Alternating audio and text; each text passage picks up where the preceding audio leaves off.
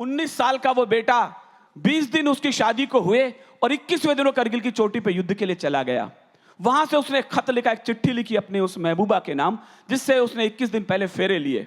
ये अलग बात है चिट्ठी इतना लेट गांव में आई कि उससे पहले तिरंगे में लिपट के उसका शव गांव में आया। मैंने उस चिट्ठी को खोला और उसमें एक शेर लिखा था। मैंने रोते रोते उसे पढ़ा और पढ़ते पढ़ते मैं रोया। उसने लिखा, यूं तो तुम्हारे इश्क पर ये जान भी कुर्बान है। कोई नई बात नहीं है साहब, लाजवाब बात लगे तो आपकी तालियां वहां पहुंचे जहां वो बेटा इंतजार कर रहा है। उसने कहा, यूं तो तुम्हारे इश्क पर ये जान भी कुर्बान है, पर मादरे वतन पे अपना इश्क भी कुर्बान है। पर मादरे वतन पे अपना इश्क भी कुर्बान है, पर मादरे वतन पे अपना इश्क भी कुर्बान है। बस एक छोटी सी चिट्ठी है, घर के तमाम लोगों के नाम उसने लिखी है। 3 मिनट की कविता है। मैं कोशिश करूंगा कि 2 मिनट बाद आपके कानों से प्रवेश करूं और आंखों के रास्ते से बाहर निकल आऊं, मेरी कोशिश रहेगी। कल्पना करें टाइगर हिल है, उस पर एक सैनिक है और एक खत अपने घर वालों के नाम लिख रहा है। मां तुम्हारा लाडला रण में अभी घायल हुआ है।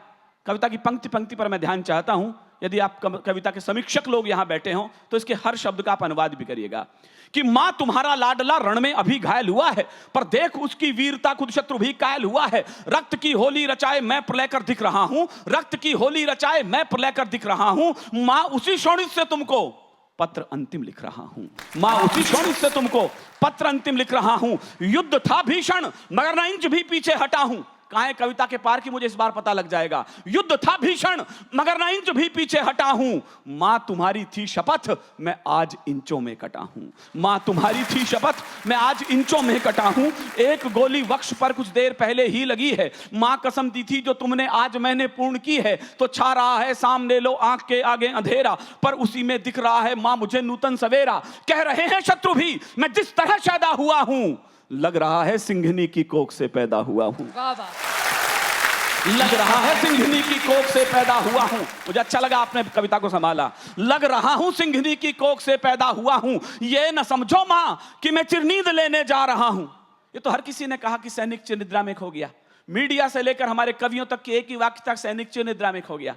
ये न समझो मां कि मैं चिरनींद लेने जा रहा हूं, मैं तुम्हारी कोख से फिर जन्म लेने आ रहा हूं। वाह वाह।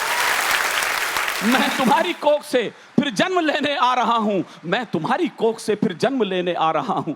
2 लाइन पिता को लिखता है।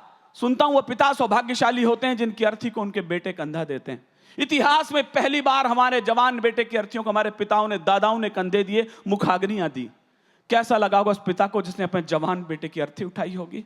2 पंक्तियां आंसू रोक करके सुनिएगा।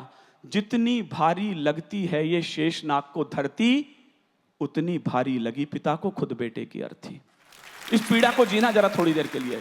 मैं तुम्हें बचपन में पहले ही बहुत दुख दे चुका हूं, मैं तुम्हें बचपन में पहले ही बहुत दुख दे चुका हूं और कंधों पर खड़ा हो आसमां सर ले चुका हूं। तुम सदा कहते न थे ये ऋण तुझे भरना पड़ेगा, तुम सदा कहते न थे ये ऋण तुझे भरना पड़ेगा। एक दिन कंधों पे मुझको ले तुझे चलना पड़ेगा, पर पिता वे भार अपना तनिक हल्का कर न पाया। तुम मुझे करना क्षमा, मैं पितृण को भर न पाया। तुम मुझे करना क्षमा, मैं पितृण को भर न पाया। ओ पिता यह प्रश्न मुझको आज तक भी खा रहा है। ओ पिता यह प्रश्न मुझको आज तक भी खा रहा है। आज भी यह सुत तुम्हारे कंधों पर ही जा रहा है। आज भी यह सुत तुम्हारे कंधों पर ही जा रहा है।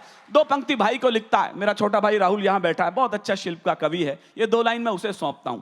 मैंने भाई का नाम युद्ध भूमि से उठाया, ये इसकी विशेषता है।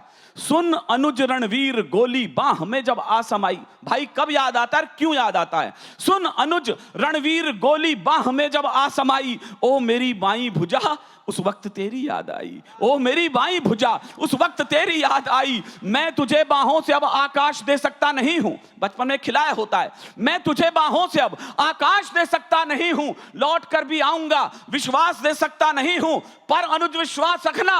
अब आपके पौरुष की तालियां उठे उस सैनिक के लिए। पर अनुज विश्वास रखना, मैं नहीं थक कर पड़ूंगा। तुम भरोसा पूर्ण रखना, सांस अंतिम तक लड़ूंगा। तुम भरोसा पूर्ण रखना, सांस अंतिम तक लड़ूंगा। तुम भरोसा पूर्ण रखना, सांस अंतिम तक लड़ूंगा। अब तुम्ही को सौंपता हूं बस बहिन का ध्यान रखना। कविता बारीक होती है, आंसुओं की यात्रा चाहती है। एक भी आंसू छलके उसे छलकने दीजिएगा। अब तुम्ही को सौंपता हूं बस बहिन का ध्यान रखना। जब पड़े उसको जरूरत वक्त पर सम्मान करना।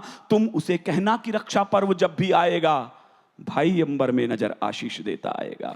तुम उसे कहना कि रक्षा पर्व जब भी आएगा, भाई अंबर में नजर। और अंतिम लाइन पत्नी से कहता है, मेरी मान्यता है रिश्ते की सारी डोर चिता की राख पर जल जाती होंगी, टूट जाती होंगी, लेकिन पत्नी की पीड़ाएं 7 जन्मों तक चली जाती हैं।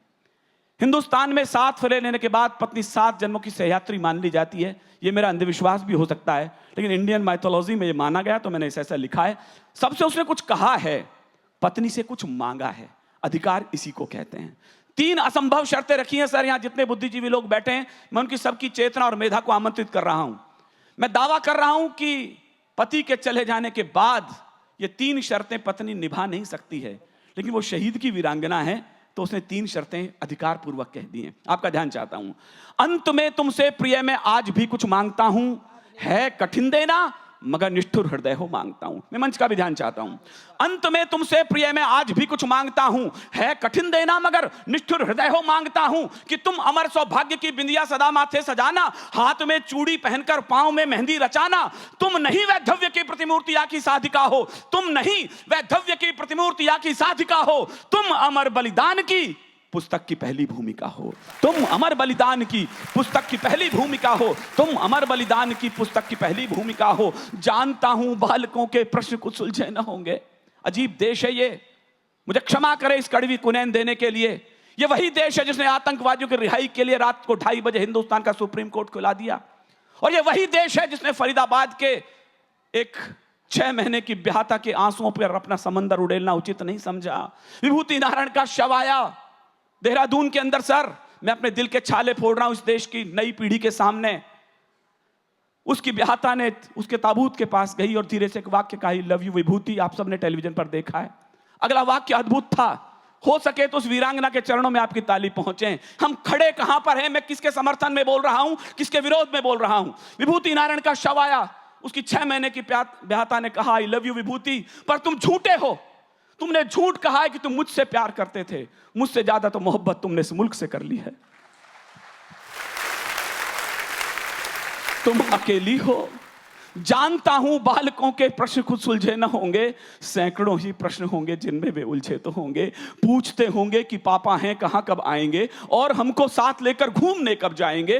पापा हमको छोड़कर जाने कहां बैठे हुए हैं, क्या उन्हें मालूम है कि उनसे हम रूठे हुए हैं। तो तुम उन्हें समझाना क्यों जिद पे अड़ जाते नहीं हैं। और ज्यादा जिद करते हैं उनके पापा घर आते नहीं हैं, ज्यादा जिद करते हैं उनके पापा घर आते नहीं हैं। मैं यहां कुलदीप के हित शौर्य किससे गढ़ रहा हूं। अंतिम लाइन, सैनिक भी विदा होता है, मैं भी विदा हो रहा हूं।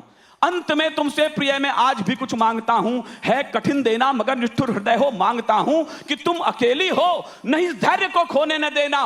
भर उठे दुख से हृदय पर आंख को रोने न देना। सप्तपद की यात्रा से, अब मैं अनुवाद नहीं करूंगा इस कविता का, इतने बुद्धिजीवी लोगों में यदि मुझे कविता का अनुवाद करना पड़ गया तो मैं अच्छी कविताएं कहां लेकर के जाऊंगा।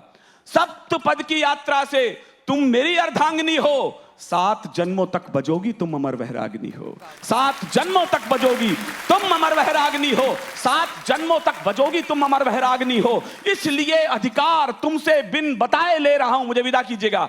अंत में तुमसे प्रिय मैं आज कुछ भी ले रहा हूं, सप्तपद की यात्रा से तुम मेरी अर्धांगिनी हो, 7 जन्मों तक बजोगी तुम अमर वैराग्नि हो। इसलिए अधिकार तुमसे बिन बताए ले रहा हूं, मांग का सिंदूर तेरा मातृभू को दे रहा हूं। मांग का बहुत बहुत शुक्रिया, बहुत बहुत धन्यवाद। विनीत जी, और जिस तरह की तालियां इस वक्त इस सभागार में गूंज रही हैं, उससे यह एहसास होता है कि शायद एक अलग तरह की फौज, एक अलग तरह के सैनिक आपने तैयार कर दिए हैं।